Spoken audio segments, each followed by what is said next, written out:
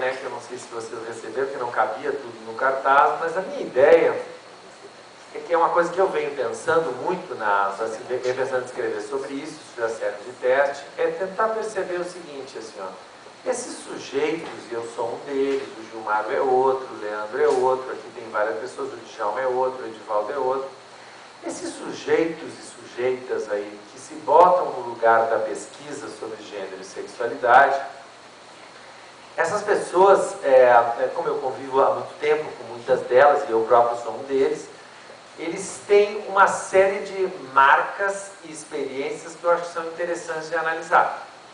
Então eu estou assim querendo fazer aqui uma coisa que é um pouco até assim, não queria que passasse como uma coisa exibida, mas eu vim falar um pouco aqui, não exatamente da minha vida, que não sou louco de falar isso aqui, do que é que vão comentar, o que é que vão botar no Facebook, mas eu vim falar um pouco aqui do ponto de vista profissional, que coisas eu tenho vivido ao me apresentar já há muitos anos, não como um geólogo, que isso já passou, voltou tudo a ser pedra novamente, não é mais mineral, nem fato, nem fosfato, já esqueci tudo, mas ao me apresentar numa série de lugares como um indivíduo que pesquisa gênero e sexualidade. Isso que o Leandro leu agora, por exemplo, ali do currículo, e que talvez aqui nos ouvidos daqui caia de maneira mais fácil, eu já passei pela situação em eventos de educação, onde às vezes eu vou falar sobre coisas, eu trabalho com outras coisas, ensino de história, estou agora me dedicando muito à questão do ensino médio, que é uma polêmica no Brasil. Aí a professora vai me apresentar, estou lá para falar sobre ensino médio, um monte de tia na minha frente e começa masculinidades bissexuais e homossexuais. Eu olho para a cara da plateia e eu me dou conta, e já deu tilt aqui, entende? Elas imaginavam uma coisa e veio o tarado da Ceasa aqui, entende? Então eu queria discutir um pouco esse lugar. Não é uma discussão no sentido de que as pessoas não tenham, que elas, digamos, achem, é um problema pesquisar isso, nós vamos para outro lugar, de maneira nenhuma, assim, eu estou satisfeito com isso, mas eu acho que tem algumas marcas a ocupação desse lugar como pesquisador ou pesquisadora, eu acho que vale a pena discutir. Delas se tiram algumas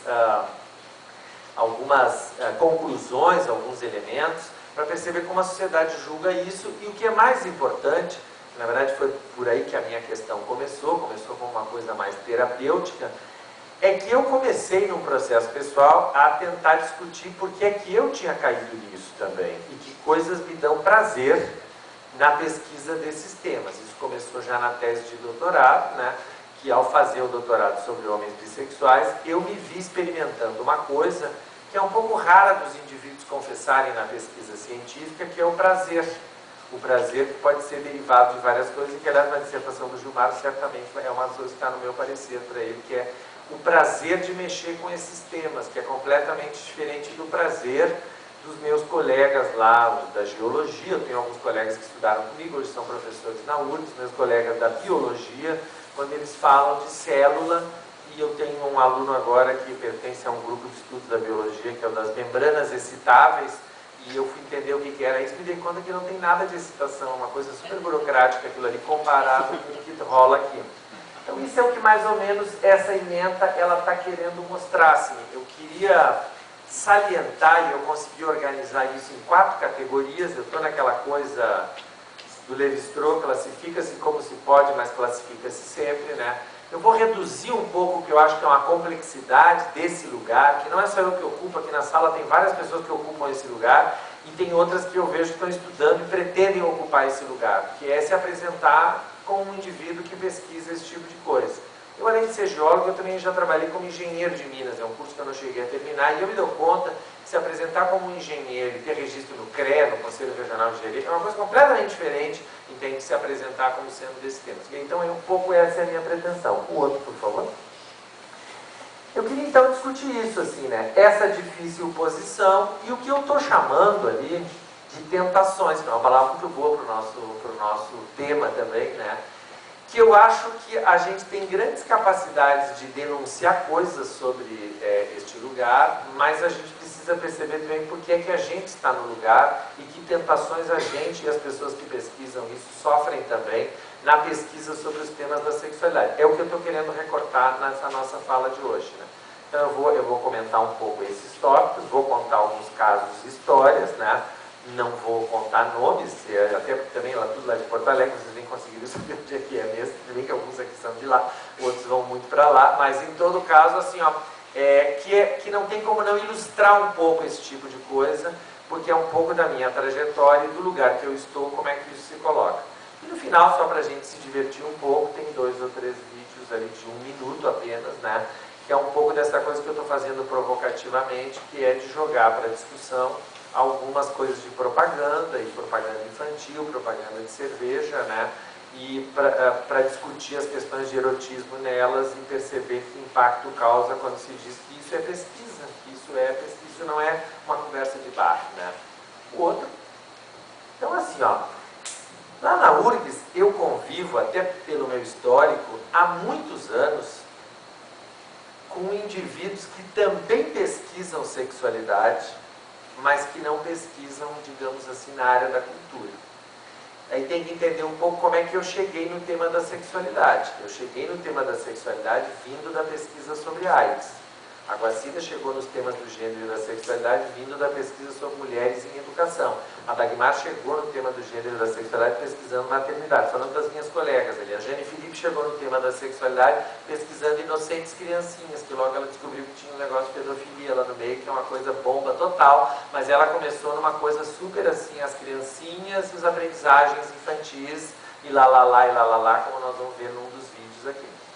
Então assim, ó, como eu cheguei pela porta da saúde, eu convivo até hoje intensamente, eu tenho assim uma grande convívio com a medicina social, com o povo da química, da biologia, né, com a epidemiologia, assim, modéstia à parte, eu sou super considerado pelos meus colegas da epidemiologia, lá da USP, acabou de sair um livro agora, que eu sou um dos organizadores, eu, a Vera Paiva e fugiu o nome da outra colega, a Cássia, assim, ó, e que tem todo este enfoque, porque eu vim pelo lado da doença, da saúde, na verdade, a gente diz da saúde, mas na verdade é da doença. E eu cheguei à conclusão, essa é uma coisa que eu estou querendo colocar aqui. Eu estou sentado muitas vezes em mesas e o sujeito que está junto comigo, ele é da epidemiologia social, ele é da estatística, que tem duas colegas lá que são da estatística FUSEL, uma delas é a Jacira, irmã da Undina Rachel. E essa gente vai e apresenta um conjunto de slides, ou da enfermagem, esqueci das enfermeiras aqui no slide, eu trabalho muito com o povo da enfermagem, são quase todas mulheres, né, lá na URGS. 8% de homens, como é a dissertação lá do Paulo, orientando da Dagmar. Eu me sento na mesa, a gente vai abordar o mesmo tema que é sexualidade, e eu me dou conta que a da enfermagem e algum outro colega aí, que, por exemplo, o colega... Lá temos os colegas da biologia que trabalham com essa coisa da sexualidade do ponto de vista do cérebro, etc e tal. Essa gente fala do tema, inclusive para cá entre nós, assim, mostra às vezes taras e aberrações completas. As enfermeiras adoram mostrar slides de doenças sexualmente transmissíveis, adoram falar de taras. Não sei se tem alguma enfermeira aqui, mas pelo menos as de lá, assim, tem uma fixação naquilo que desvia no exótico da sexualidade, mas isso não implica a pessoa. É uma coisa meio difícil de eu descrever para vocês, mas é assim, ó, eu tive na USP esses tempos num negócio da medicina em que isso aconteceu. O doutor lá, que era um doutor, porque eu não sou doutor, a gente não é doutor, não adianta fazer doutorado, doutor é quem fez medicina, eles se apresentam como doutor, mas tu está vendo que a plateia considera que tem um doutor na mesa, e é o doutor médico, o resto é outra coisa. O colega vai lá e apresenta com dados e base estatística, taras e outras coisas, mitos e não sei o quê, mas ele não se contamina com aquilo. Aí o Fernando vai e começa a falar sobre homossexualidade e já fica evidente que ele está falando sobre homossexualidade porque ele é homossexual. E olha, gente, que eu não sou uma bicha fechativa, eu tenho filho, eu tenho bastante coisa para fazer de conta que eu sou homem aqui na frente, eu fui geólogo, eu podia até ficar fingindo, entende? E às vezes eu estou em lugares onde eu acho que até passa desapercebido. Não sei, porque sempre tem uma bicha na plateia que olha, aquela lá é também. Mas em todo caso, no geral, eu estou sentado nesses lugares e o tipo de apresentação, às vezes eu faço de propósito, eu deixo escapar o seguinte, coisas que não são mentira, né? Não, porque o meu filho...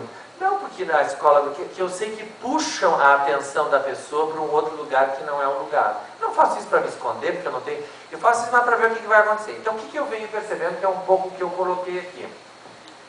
Parece que o que a gente fala é uma fala derivada. A gente que trabalha na área da cultura, que aí tem a ver muito com o programa e com o trabalho todo de vocês aqui, mais até do que o meu, que eu não sou especialista